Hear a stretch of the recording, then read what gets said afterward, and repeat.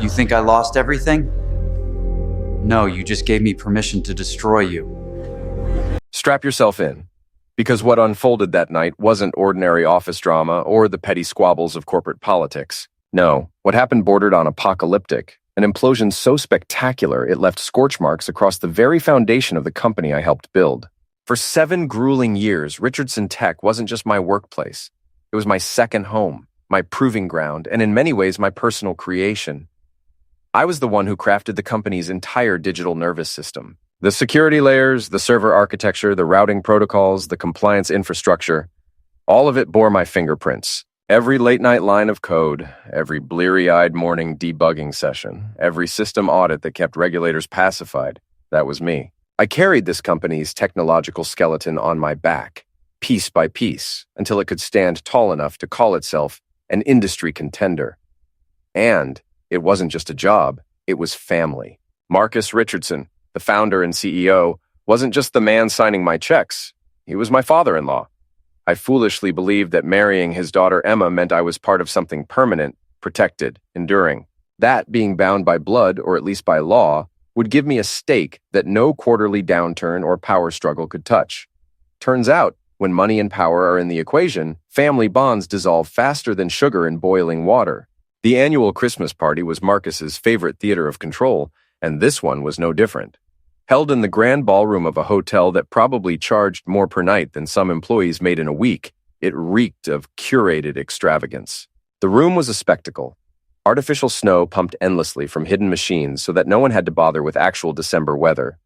A 20-foot Douglas fir, dragged halfway across the continent for the occasion, stood like a monument to excess, and a crystal chandelier glittered overhead, dangling like the sword of Damocles over the heads of 200 people, too dazzled or too scared to question the absurdity. Marcus thrived in this setting.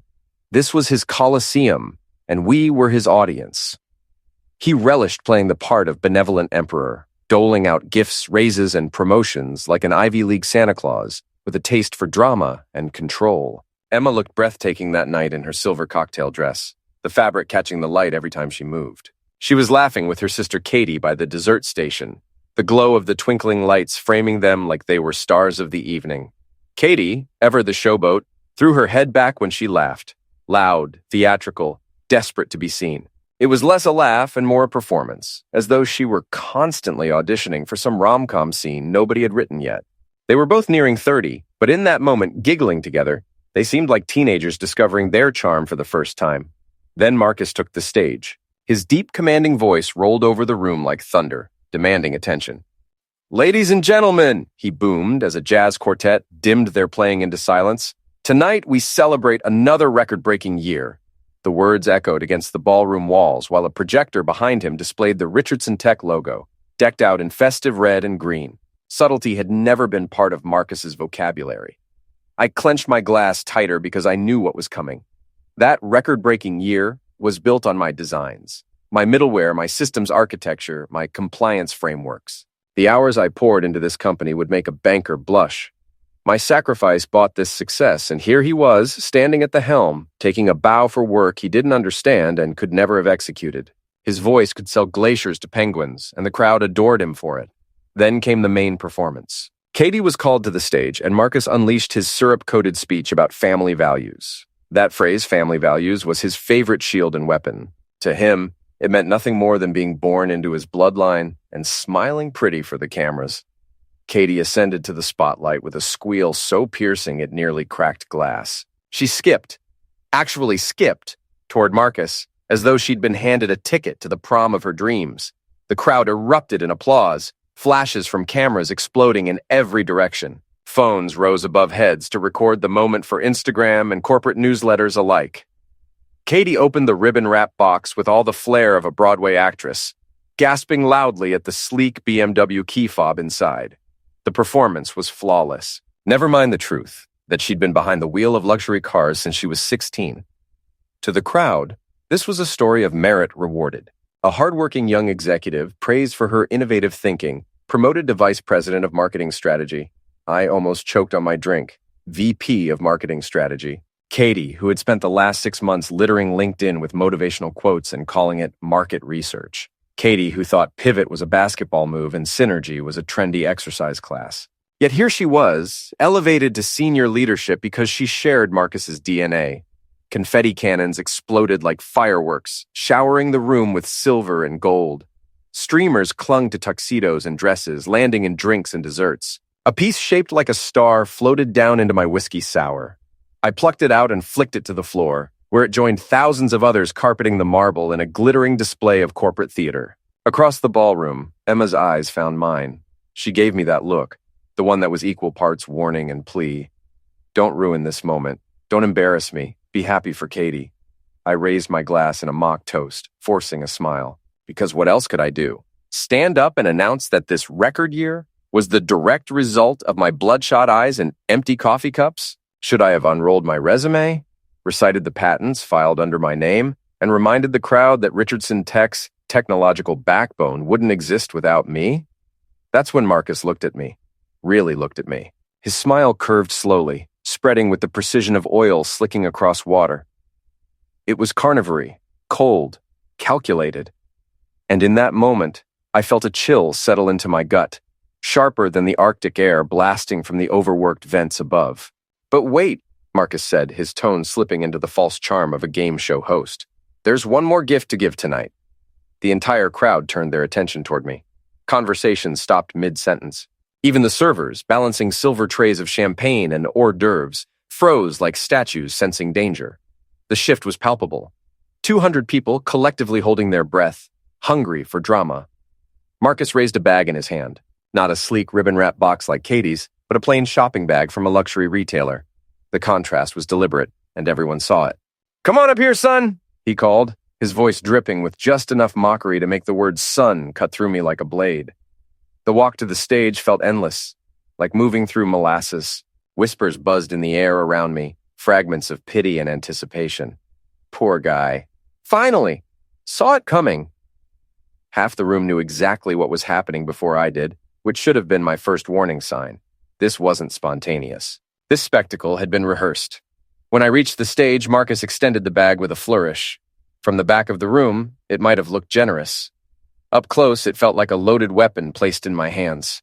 "Go on," he urged, his smile never faltering, his eyes glinting with cruel delight. 200 pairs of eyes pressed in closer, eager, expectant, savoring the scene. They weren't watching a celebration. They were witnessing an execution dressed in glitter and champagne. Inside the bag, I found a crisp $2 bill resting neatly on top of black cotton folded with near-military precision. My hands moved slowly, almost ceremonially, as I lifted the shirt free and shook it loose. The fabric unfurled like a banner, revealing stark white block letters that screamed across the chest as though painted in neon. Recently unemployed. For a fraction of a second, the room went silent. And then it hit. The laughter started in the back corner, small and sharp, before rippling forward like a tidal wave gathering speed. It rolled across marble floors and ricocheted off crystal chandeliers, each echo growing louder, crueler, more merciless. It was the kind of laughter that feeds on itself, building into something monstrous. Even the jazz quartet faltered, their instruments lowering as they watched the unfolding spectacle, unwilling to soundtrack this grotesque corporate comedy show. The sound was unbearable, but Emma's laugh cut the deepest. Not because it was the loudest, though it certainly carried, but because of what came next.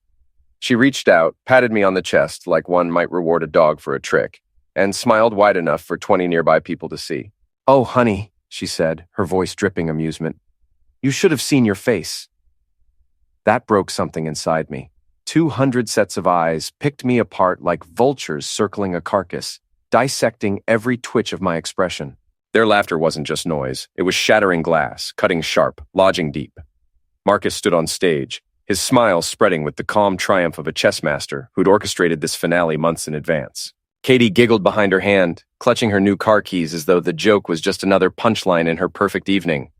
The smart move, the expected move, would have been to play along, toss out some quip, shrug it off, make a self-deprecating joke about finally having time for fishing, or how Emma wouldn't be able to complain about me working late anymore. Turn humiliation into crowd-pleasing humor, give them what they wanted, and limp away with whatever scraps of dignity were left.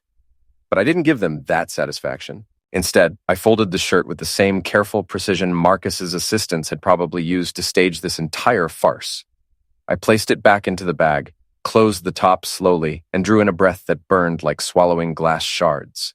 "Thank you," I said. My voice carried just enough for the whole room to hear. Calm, even, sincere, almost too sincere. "This is exactly what I needed." The laughter stumbled. It didn't die completely, but it faltered, tripped on itself, confused. Marcus's smile flickered just for a second, like a faulty light switch sputtering in the dark, because my gratitude wasn't part of his script. He had planned for rage, humiliation, maybe tears. He hadn't planned for me to thank him. I turned and walked away, each step deliberate, the sound of my shoes striking marble louder than the applause for Katie had been. On the way out, I passed familiar faces frozen in awkward half-gestures. Jin Park caught my eye and mouthed a quiet, "Sorry," and I believed him. His expression carried actual regret. Daniel Pike, the CFO, raised his champagne glass in mock salute as if toasting my funeral. Sarah Knox from HR suddenly became fascinated with her clipboard, flipping through papers that didn't matter, avoiding my eyes like guilt itself. The valet station was blessedly quiet. A young kid, maybe 19, barely old enough to rent the tuxedo he was wearing, looked at me nervously as though afraid of being caught in a crossfire he didn't understand. "Sir," he asked, shifting awkwardly on polished shoes. "The gray sedan," I told him, handing over my ticket. "Take your time." Behind me, the ballroom's roar resumed, swelling with new laughter, new conversations, new manufactured cheer. No one followed me, not Emma. She was too busy soaking in congratulations for her sister's promotion, sliding comfortably into her role as dutiful corporate wife. No one checked on me, no one asked questions. My downfall had already been swallowed by the party, digested by the machine of Richardson Tech's endless pageantry. But as I waited for my keys to jingle into my palm, something unexpected happened. I started smiling. It wasn't forced. It wasn't bitter. It was the kind of smile that comes when you know something the rest of the world doesn't. Because they thought this was the end of my story. They thought their public execution had buried me. What they couldn't possibly realize was that this was only the opening act. What Marcus Richardson was about to learn, what all of them were about to learn, was that their disposable son-in-law had been preparing his own endgame for a long, long time. For 18 months, I'd been quietly filing patents under my own name. Every submission was perfectly legal, perfectly documented, handled by the same intellectual property firm that managed Richardson's work. They kept clients sealed in separate silos to prevent conflicts of interest. Ironically, that very structure made my independence invisible. They had no clue about North Star Systems, the modest LLC I had registered in a forgotten part of town. From the outside, it looked like a failing startup, just a brick building with peeling paint, cracked asphalt in the parking lot, weeds pushing stubbornly through broken concrete. A flickering streetlight buzzed outside like it hadn't been replaced since the Clinton years. But behind those tired walls lived servers humming with quiet intensity, machinery that contained enough digital dynamite to gut Richardson Tech from the inside out. They didn't know about the back doors, what I called eliminate switches, that I had embedded in every mission-critical system. They looked like standard administrative pathways, the kind of thing any IT team would glance at and dismiss. But they were more than that. They were my insurance policy, hidden levers that gave me control if the company ever tried to cut me loose. Most importantly, they didn't know about the federal logistics contract, the golden prize Marcus flaunted as proof of Richardson Tech's rise into government contracting royalty. That contract depended entirely on my compliance audit engine, a system they were only borrowing on a temporary license. A license set to expire at midnight on December 31st. Unless Richardson met a series of strict payment and security requirements they had been casually ignoring for 6 months, the entire deal would collapse under its own weight. I had documented every violation with the precision of a lawyer building a case. That night, as I steered my sedan toward the shabby brick building I now thought of as headquarters, I felt alive in a way I hadn't in years. The glow of streetlights smeared across my windshield. My phone buzzed nonstop with texts from the party. Daniel Pike sending a martini emoji paired with a crying, laughing face. Sarah Knox's attempt at sympathy with a thinking of you message, and prayer hands, junior engineers sending variations of dude, brutal, or sorry, man. I silenced them all with one button press. Because I didn't need sympathy now. Where were these people when Marcus staged my public downfall? Where were they when I was being humiliated in front of 200 witnesses, their eyes locked on me, their mouths sealed shut? They were too worried about their own positions, their own survival to speak up. Fine, let them laugh. Let them believe I was finished. By the time I was done, they would learn the truth. Marcus Richardson hadn't buried me that night. He had only given me the stage to prepare his ruin. At exactly midnight, I clicked send on the license termination email I'd been perfecting for months. Every word chosen for maximum legal impact and minimum emotional satisfaction. The subject line was beautifully bland. Notice of license termination due to covenant breach. Somewhere across the city, Marcus's phone was lighting up with automated alerts from systems he probably didn't even know existed. Security protocols failing, database connections timing out, the compliance audit engine that kept his precious federal contract valid going dark like someone had pulled the plug on his corporate life support. Miguel Santos from Tech Vantage Labs had been quietly recruiting me for months with offers that would make grown men weep. His text came through at 12:01 a.m. Weather looks clear. Our old college code phrase meaning all signatures were in place, legal documents filed, chess pieces positioned for checkmate. The beauty of being underestimated is that it gives you room to maneuver. While Marcus was busy playing CEO and Emma was shopping for designer handbags, I'd been building something they didn't even know existed. Something clean, something legal, something that would make tonight's party trick look like amateur hour. The next morning felt like Christmas, and the Super Bowl rolled into one beautiful, career-destroying package. Bloomberg ran breaking news before most people had their coffee. Richardson Tech facing compliance crisis following sudden software license revocations. Their stock was halted pending investigation into what federal officials described as potential non-compliance with security protocols required for government contracts. But wait, it got better. Harper Reid's investigative piece on Daniel Pike ran that same morning, front page of the business section. She'd been circling Daniel like a shark that smelled blood but couldn't locate the source. The documentation package I'd provided her was Christmas morning for investigative journalists. Travel expenses that would make Saudi princes blush. Vendor contracts with shell companies existing only on paper. Email chains showing Daniel pressuring suppliers into marketing rebates that looked suspiciously like kickbacks when you actually did the math. My personal favorite was his daughter's private school tuition being written off as executive education expenses, because apparently advanced finger painting at Manhattan Prep Academy was crucial to Richardson's corporate strategy. The Securities and Exchange Commission announced a preliminary inquiry within hours. Martha Stewart went to prison for less. My phone exploded with panic texts from the Richardson corporate family. Gin Park, emergency board meeting in 1 hour. Systems degrading. Marcus screaming at IT about turning things off and on again. Some random engineer. Everything's falling apart. Half the servers throwing error messages. Database connections failing. Even Sarah from HR. Marcus screaming, Daniel sweating bullets, Katie locked in her office crying. Katie crying. The same Katie who'd squealed with delight over her unearned BMW was now realizing that jokes have consequences when you're dealing with someone who knows where all the digital bodies are buried. Emma finally texted around noon. What did you do? I stared at her message for 10 minutes, typing and deleting responses. Everything from detailed explanations of patent law to simple statements about what happens when you treat talent like it's disposable and assume loyalty means stupidity. I went with the truth. I stopped letting people laugh while standing on my work. Marcus called at exactly noon because apparently, even in the middle of corporate meltdowns, the man still believed in power lunch timing. His voice had that dangerous quiet quality rich people use when they're trying not to scream at the help in public. You come here now, he said, not bothering with pleasantries or basic human decency. Just a direct command from the lord of the manor to his rebellious peasant. No, I said, and the silence that followed was so complete I could practically hear his brain short-circuiting. But I'll meet you in the lobby in an hour. Bring your lawyer. The lobby meeting was absolutely beautiful. Priya Patel, my intellectual property lawyer, arrived looking like the kind of attorney who charged $400 an hour and earned every penny through pure competence and calculated ruthlessness. She carried documentation that could end Marcus's career and probably his legacy. Marcus showed up with his own legal team, 3 guys in identical suits who looked like they'd been cloned in some corporate law laboratory. Behind them shuffled Daniel Pike, looking like a man who'd spent the morning getting acquainted with federal investigators and their pointed questions about creative accounting practices. This is what's going to happen, Marcus started, trying to project authority that worked on board members and government contractors.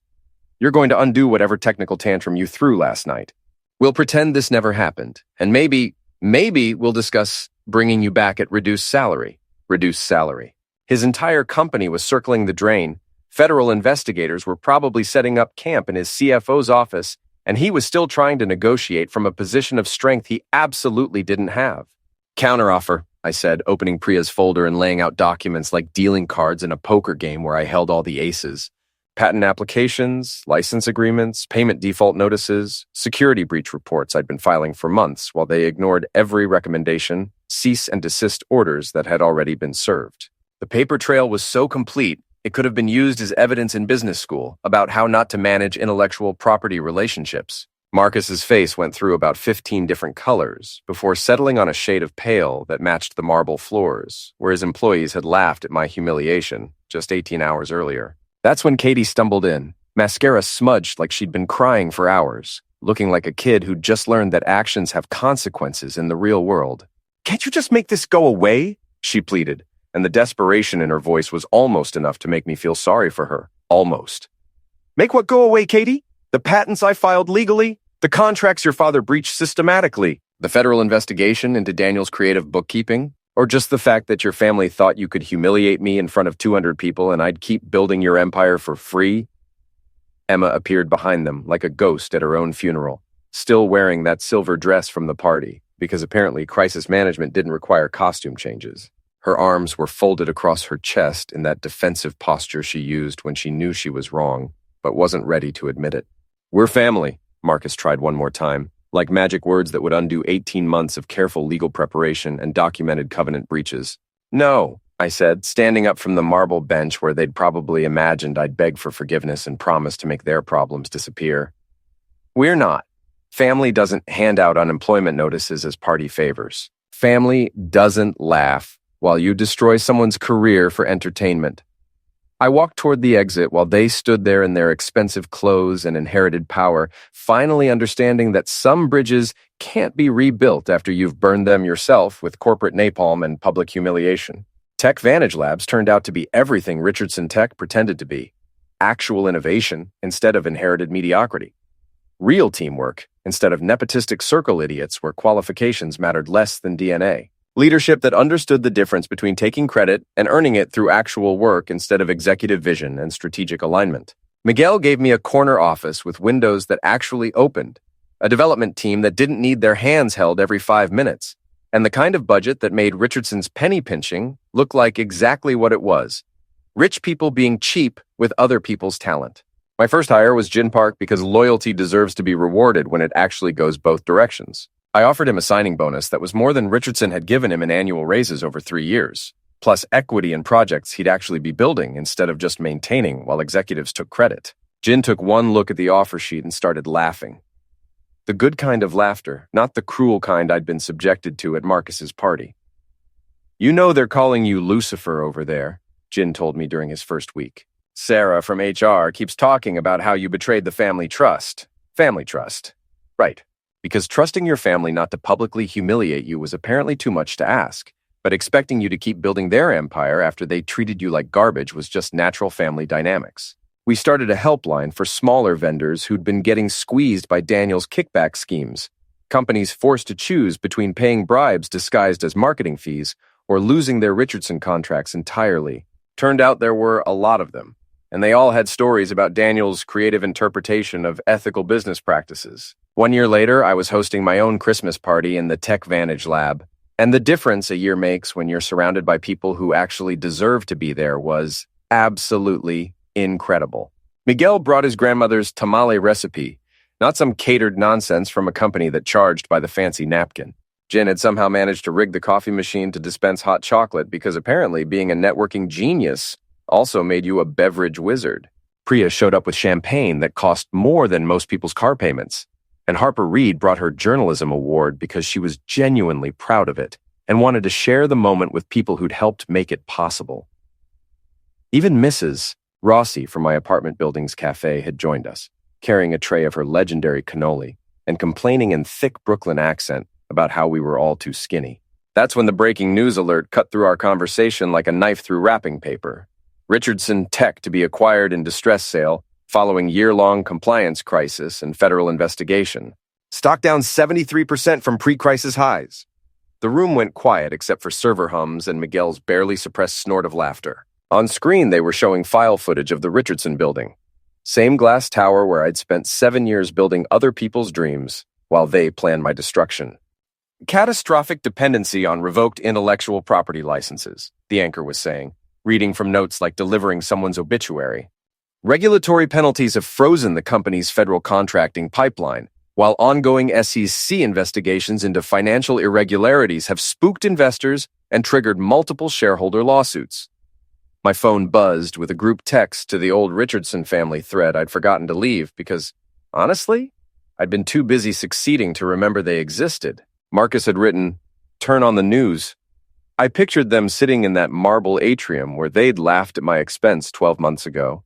Same floor now, reflecting gray faces as they watched their empire get sold off piece by piece to pay for Marcus's mistakes and Daniel's legal fees. Same chandelier that had sparkled above their cruel laughter now lighting up their corporate funeral.